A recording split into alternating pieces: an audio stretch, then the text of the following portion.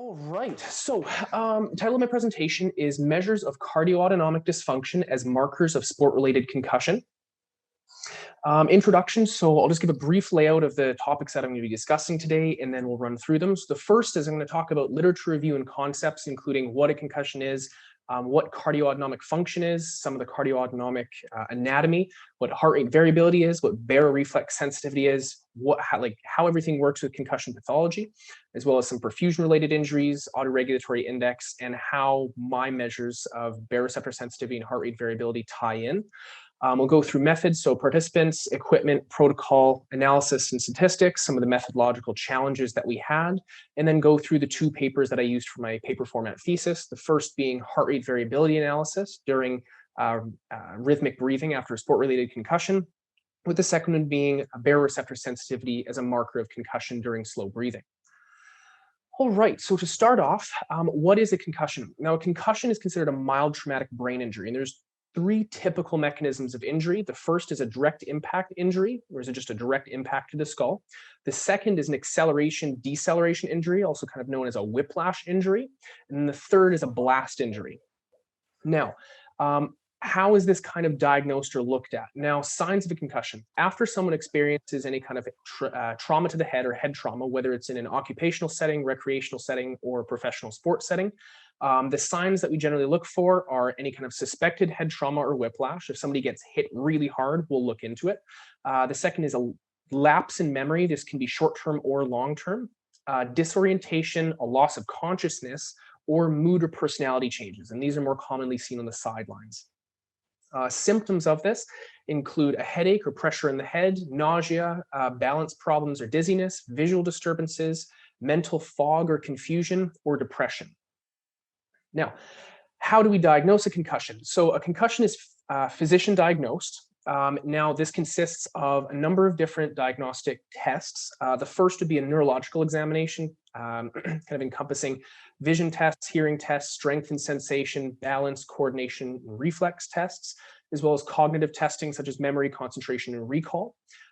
Imaging tests, they may also be ordered, whether it's an MRI, an fMRI, or a CT scan, as well as physiological testing. So the purpose of this entire study was to detect biomarkers of sport-related concussion and an appropriate protocol to tease them out. So what we'll do is we'll begin with some cardioautonomic anatomy. So where is everything located? What are we looking at? Just so we can conceptualize where all these changes occur.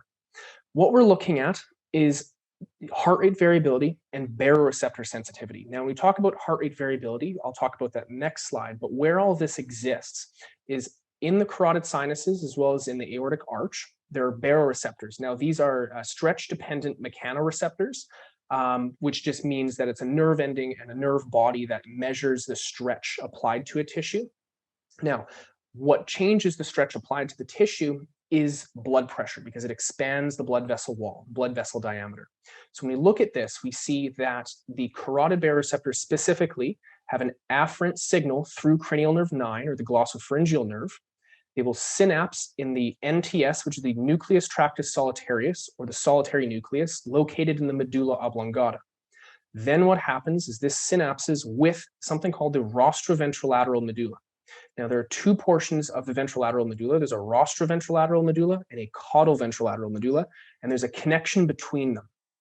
Now, the rostroventrolateral medulla is primarily parasympathetic, and there is a GABAergic, so GABA-aminobutyric acid. It's a sympatho-inhibitory neurotransmitter. There's a pathway between these two in which the caudal ventrolateral medulla will suppress the rostroventrolateral medulla, and it will produce, they'll both connect and they'll synapse in the nucleus ambiguus, which is the outflow tract. This outflow tract will then synapse with the preganglionic cranial nerve 10, or the vagus nerve, and which will then synapse with the sinus node. If you ripped my heart out of my body and you held it in your hand, your heart rate would be between about, I guess the rate at which the heart would be beating would be between 90 and 110 beats per minute. This is because the sinus node produces an action potential between those two rates, just completely on its own.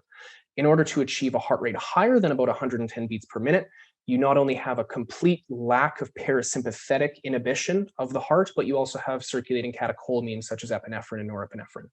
in order to achieve a heart rate lower than 90 beats per minute, which is usually what we have at rest, hopefully what we have at rest, this preganglionic cranial nerve 10, so the vagus nerve, will exhibit parasympathetic effects on the sinus node, thereby slowing down the rate at which the heart beats. Thus, with each heartbeat, with each systolic pressure wave that travels through, depending on how high the blood pressure is and depending on how wide the blood vessel becomes with each heartbeat, your brain stem will integrate the signals from these baroreceptors and then tell your heart how fast it should beat. Generally speaking, an increase in systolic blood pressure should be met with a decrease in heart rate. Likewise, vice versa, an decrease in blood pressure will be met with an increase in heart rate.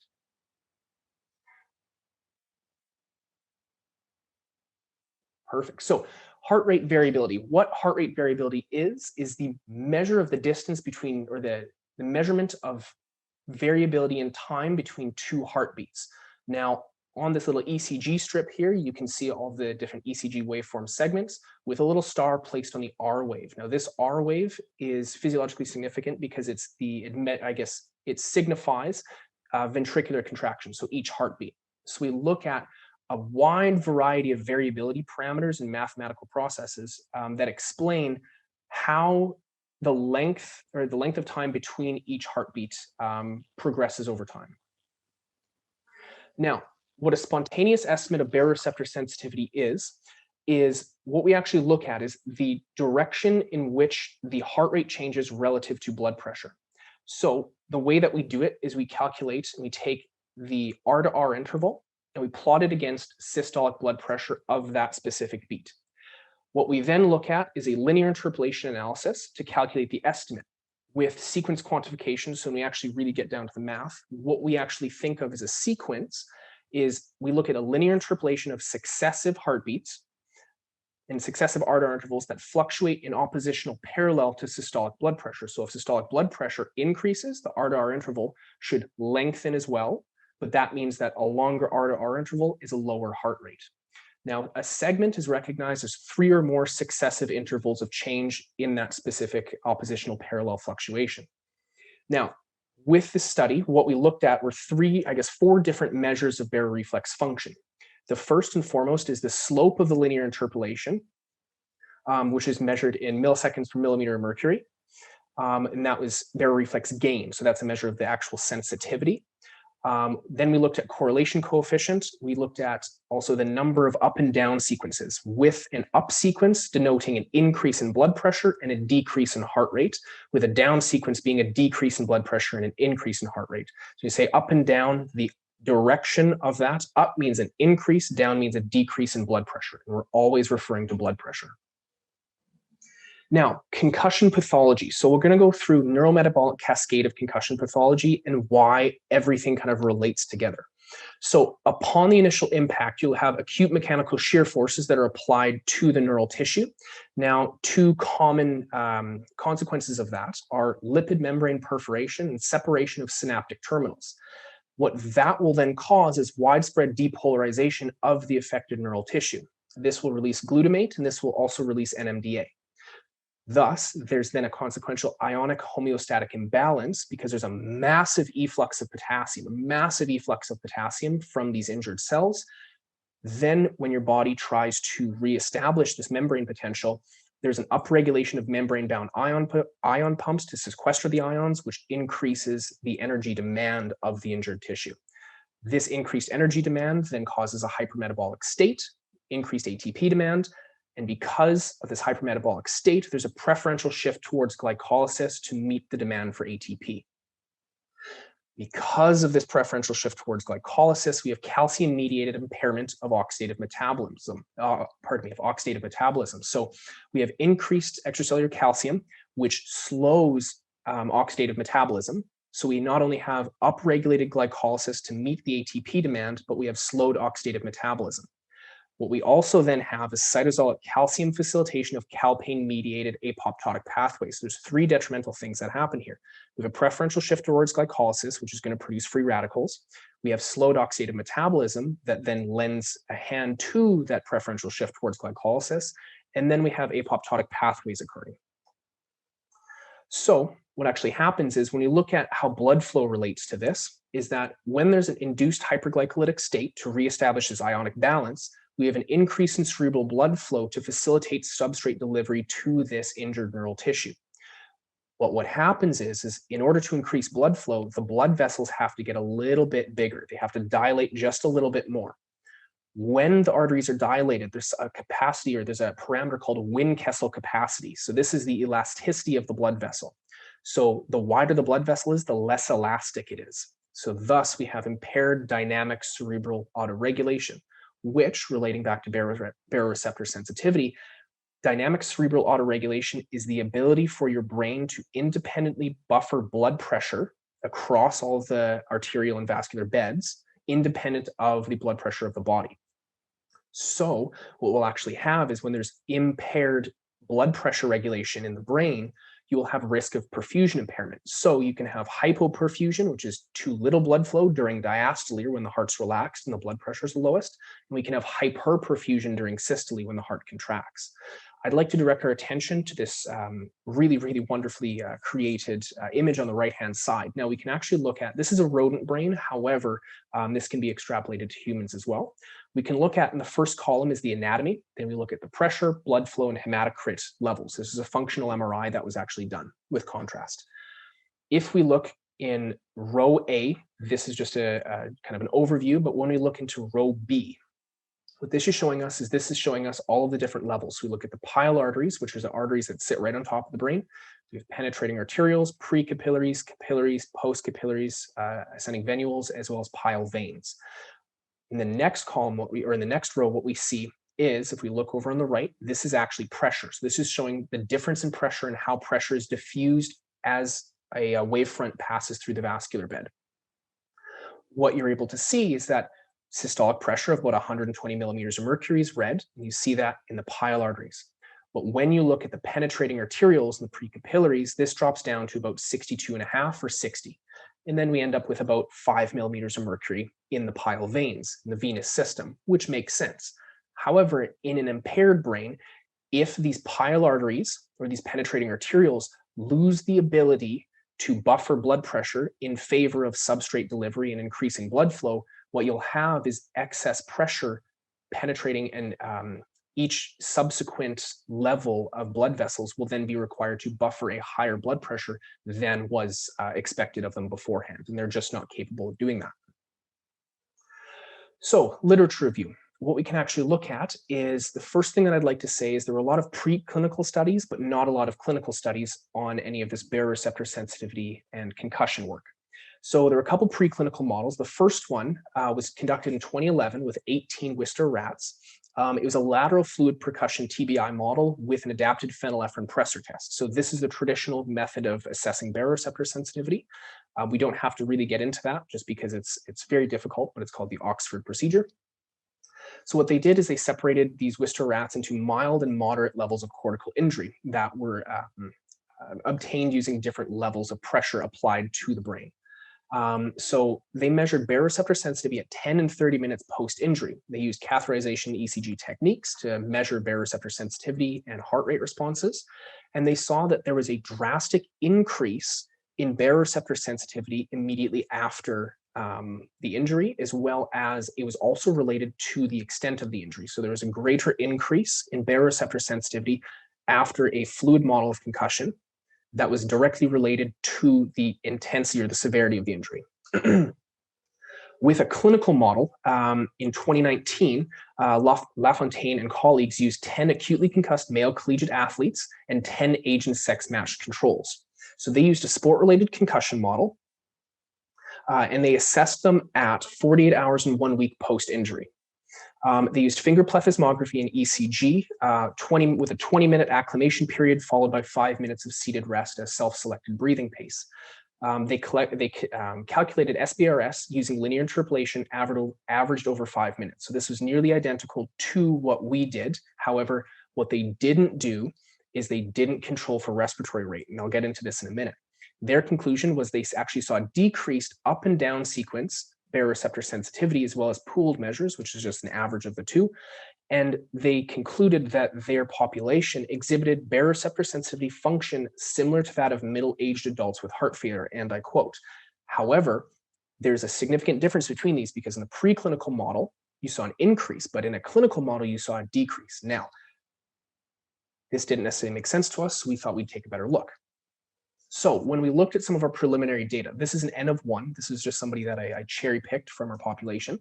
What this was a concussion assessment that we had performed, and we have on the left baseline, and on the right we have day 5 post-concussion. Now what we see is with baseline, you typically see a linear down sequence curve and an exponential up sequence curve. So if we look right here, we'll see this is exponential. I'll get this little pointer out again. Perfect.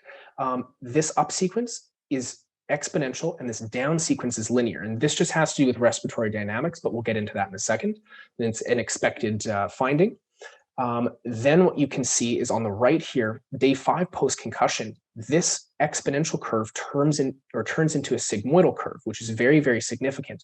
The down sequence curve is still linear. However, when you look at baroreceptor sensitivity or the slope of the curve, it almost triples between baseline and day 5 post-concussion when this individual is symptomatic. It triples in the up sequence, doubles in the down sequence. It's about 2.5 times BRS pooled from rest. So we saw a significant difference that was consistent with the preclinical models, but was not consistent with the clinical models that we'd observed.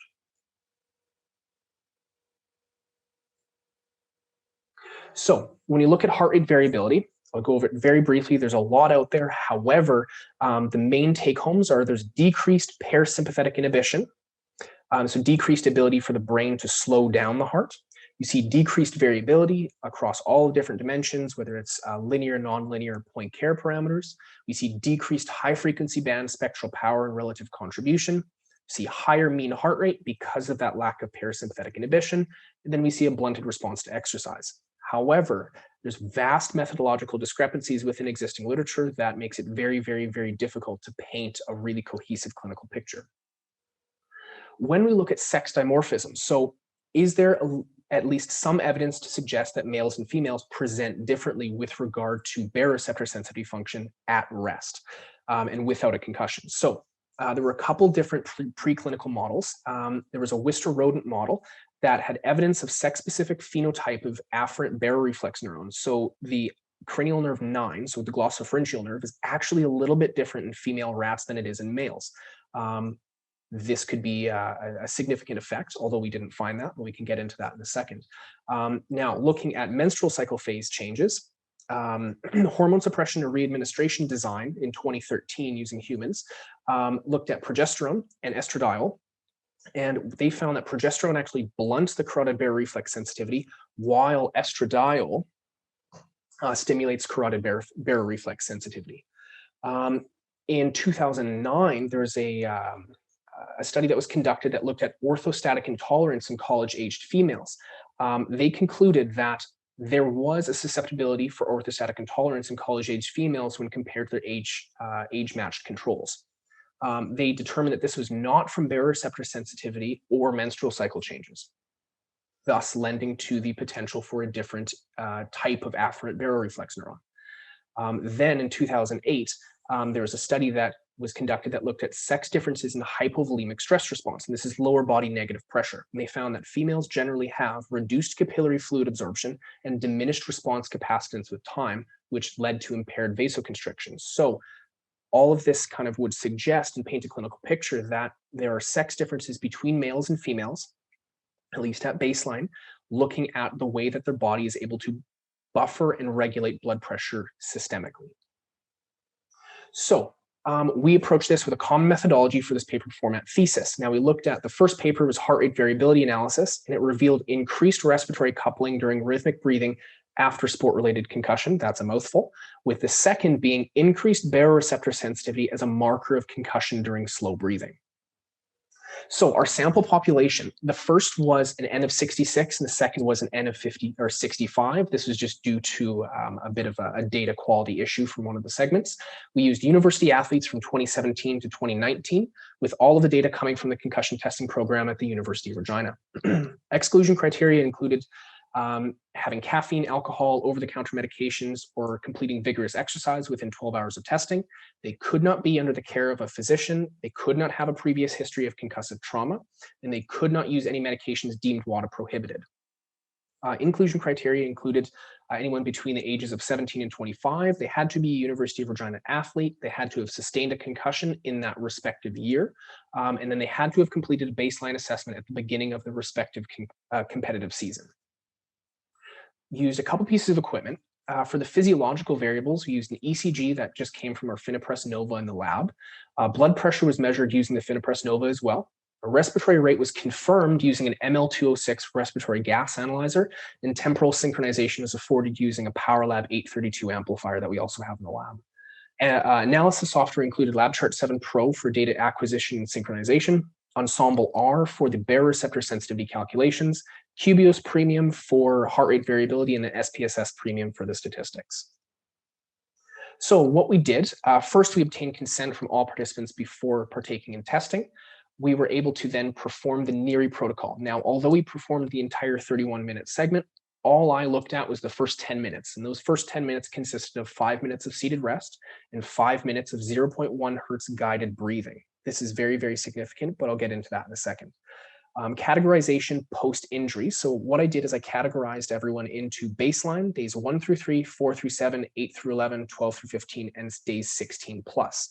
The 3-day increments corresponding to different phases of neurometabolic recovery with the neurometabolic cascade, as well as days 16 plus, looping everyone in to see individuals that were symptomatic for longer than that 2-week period, suggesting that maybe there's a different type of pathology that we can tease out, and maybe we could see some warning signs early on. The environment, we conducted all of this in CK 160.0, I believe, so exercise physiology lab.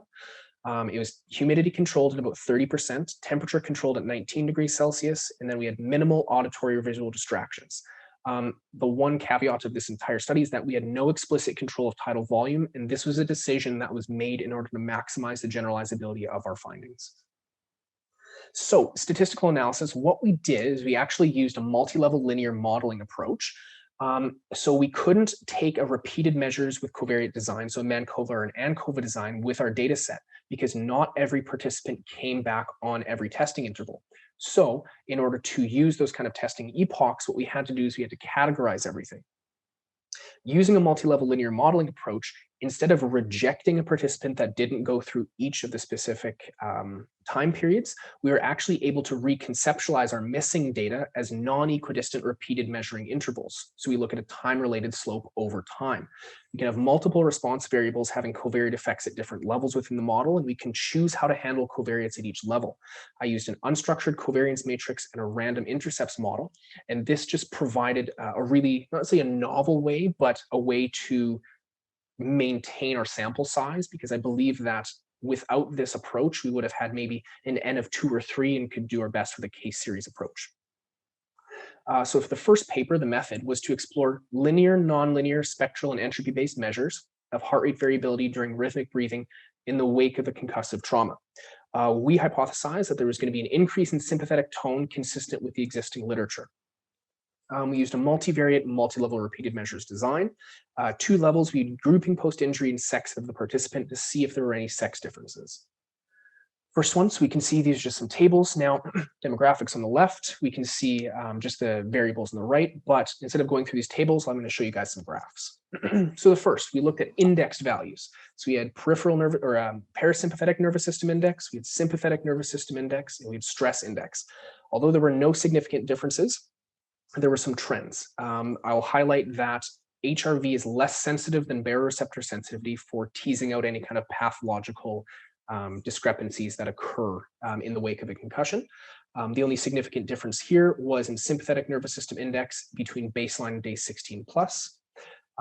Again, we use time domain analysis, so mean, min, max, and I guess mean heart rate, min heart rate, maximum heart rate, and then mean R to R interval. Significant differences, the only ones that occurred were between baseline and day 16 plus. However, there was a significant decrease in minimum heart rate between baseline and days 1 through 3, and this is very significant as we move forward. Point care analysis, we only saw a significant difference between SD2 over SD1 ratio. between baseline and day 16 plus.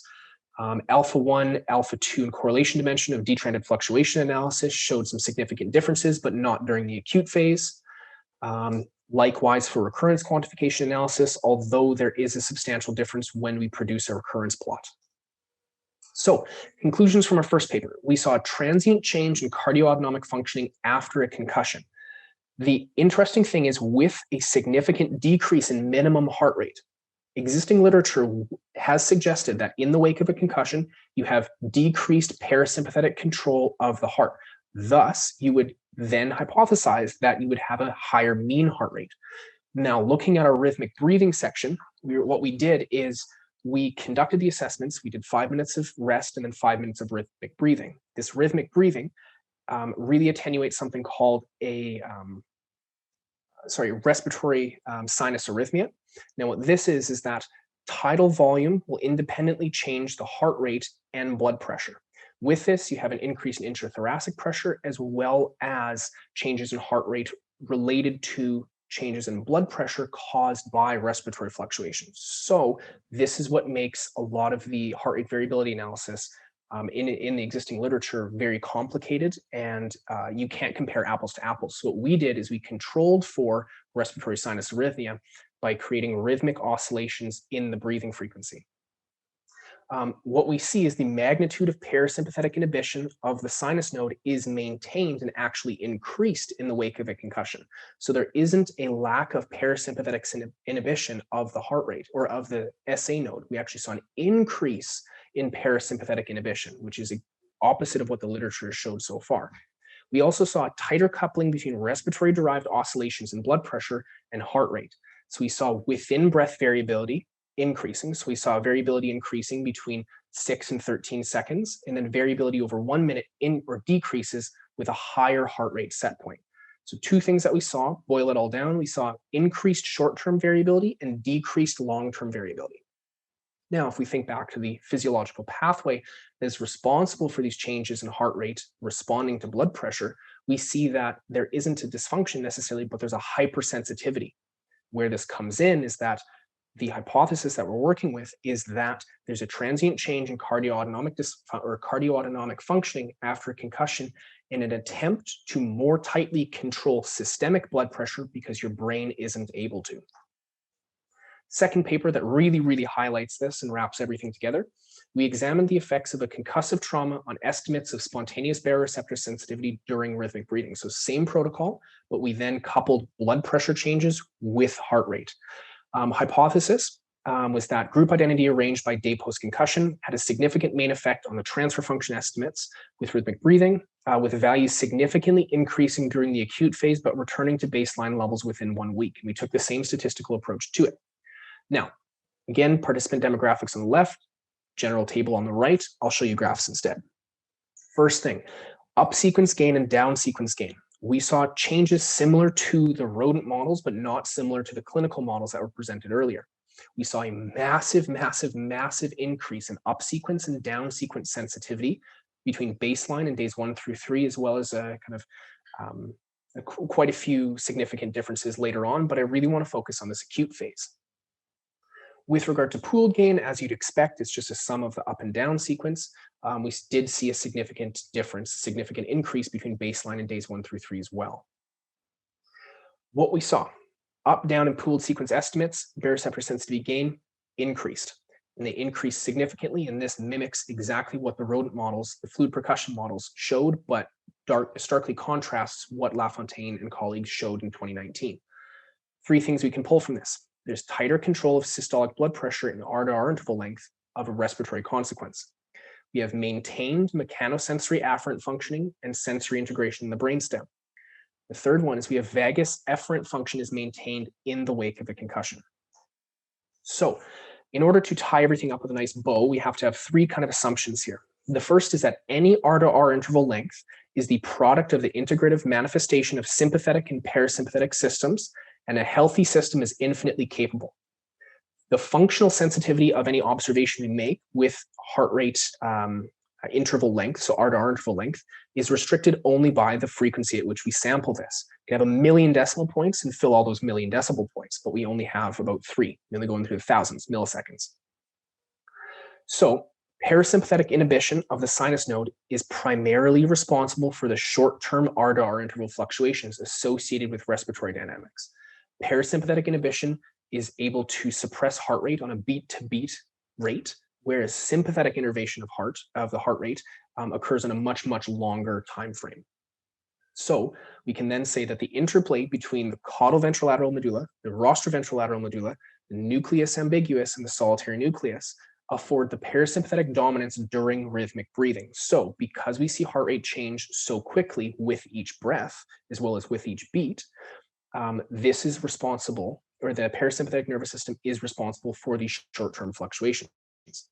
The third is that we see vagus efferent function is at the mercy of this caudal ventrolateral GABAergic pathway, the sympathoinhibitory control of the rostroventrolateral medulla. So we have the graded potential from the baroreceptors is integrated by all of these portions, with then heart rate being dictated by the vagus nerve and the afferent or the efferent signal, the efferent action potential that comes out of the vagus nerve and synapses with the sinus node. Conclusion. So when we look at this in a picture level, what we can see is, and I'll get the little pointer up again. So what we see is that the carotid baroreceptors synapse in the solitary nucleus.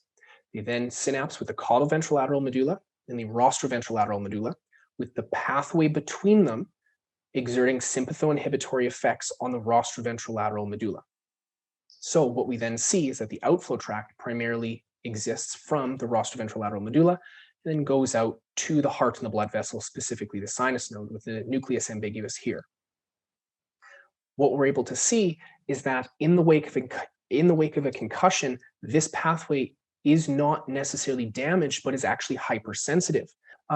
There's actually a greater degree of parasympathetic control of heart rate in response to changes in blood pressure because of a hypersensitivity in the overactive kind of nature of this sympathoinhibitory pathway. So if we're going to pinpoint a specific mechanism, it's the sensitivity of this sympathoinhibitory pathway between the caudal ventrolateral medulla and the rostroventrolateral medulla that then allows the body to buffer blood pressure changes more systemically, because the brain is trying to facilitate greater rates of cerebral blood flow in order to meet the metabolic demand of the damaged tissue.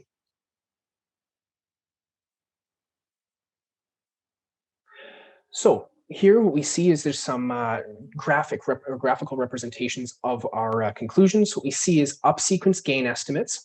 So baseline, and this is the same individual that I showed you previously, but just to wrap everything up, we see up-sequence gain estimates, baseline, day 5 post-injury, and then day 10 post-injury. You can see you go from exponential to sigmoidal and then back to exponential again. Down sequence gain, although the steepness of the curve changes, the linearity does not. When we look at recurrence plot of the R to R intervals, what we actually see is a greater regularity. Now, these scales are set accordingly. They're all set the same. What you see is baseline. There's almost an infinite number of R to R intervals. We can see this in a histogram right here. See between 0.55 and 0.8 seconds. We see it's unimodal. It's skewed, but it's not a normal distribution. But we do see is there's a very, very large degree or very, very large number of R to R intervals that can occur between these. When you look at day 5 post-injury, you actually see that there's a huge increase in the number of R to R intervals that exist between, 500 and 600 milliseconds, where there's not really any up here in the higher end. What we actually see then is as someone recovers day 10 post-injury, as they begin to recover, this begins to then shift bimodal, and then will then fill out on the higher end as well. But what you actually see is that there is a greater degree of R to R interval selectivity as well, and there's a maintenance, or that specific sympathoinhibitory pathway is maintained in the wake of a concussion. So within subject consistency, when we look at this and just posting, so baseline versus day 5 post-injury, now there is a change in systolic blood pressure, but it should not change R to R interval length this much. So you have R to R interval on the left side, or in the vertical column, the y-axis. You have systolic blood pressure on the x-axis. When you look at this is a fourth order polynomial. What you see is that even when you plot a fourth order polynomial, it's relatively linear with baseline. However, it's very, very exaggerated and sigmoidal day 5 post-injury. So there's a significant change here. And all this is aiming to do is systemically control blood pressure because your brain can't when it's injured. Conclusions. So rhythmic breathing can be used uniformly or to uniformly tease out cardioautonomic dysfunction during concussion. Two possible mechanisms. The first is a possible phase shift delay with compensation. So we see that the sigmoidal curve shape is similar to anticipatory feed-forward control of R-to-R interval length, almost as if the carotid baroreceptors are more sensitive and they're acting a little bit quicker than they normally would. However, this doesn't account for R-to-R interval regularity or stochastic change over time. The second mechanism, which is way more likely, is a transient or temporary medullary suboptimal and subcritical autonomic state. So there's maintained parasympathetic gain or response magnitude or fidelity. So we do see that because there's a decrease in minimum heart rate and an increase in baroreceptor sensitivity, there's an exaggerated response to blood pressure oscillations in the respiratory frequency in order to make sure that the brain isn't hypoperfused during diastole or hyperperfused during systole. What we do then also see is the appearance of feed-forward control of R-to-R interval length is a consequence of reduced R-to-R interval selectivity. So it'll preferentially shift and prevent hyperperfusion injury over hypoperfusion injury. So, like I showed in the picture before, all of this boils down to a transient gamma aminobutyric acid, so GABA, sympathoinhibitory pathway dysfunction or hypersensitivity after concussion, yielding a stepped rather than a graded response selectivity to changes in systolic blood pressure, all in an attempt for your body to regulate blood pressure more systemically because your brain isn't able to. Again, just this little pathway here, just to really reiterate, it's just this little pathway here, and we can pinpoint that from everything that we've talked about thus far. Future directions. So a couple of things that we can do. We can compare the 6 breaths per minute protocol to other rhythmic protocols, such as 10-second squat stands at the end of the Neary protocol, as well as the rest phase. We can look at menstrual cycle phase influence. Although there are no sex differences, we can't necessarily conclude that there are no hormonal changes that change baroreceptor sensitivity at this point. And then we can compare to these other measures of cardioautonomic dysfunction that have been reported in the literature thus far.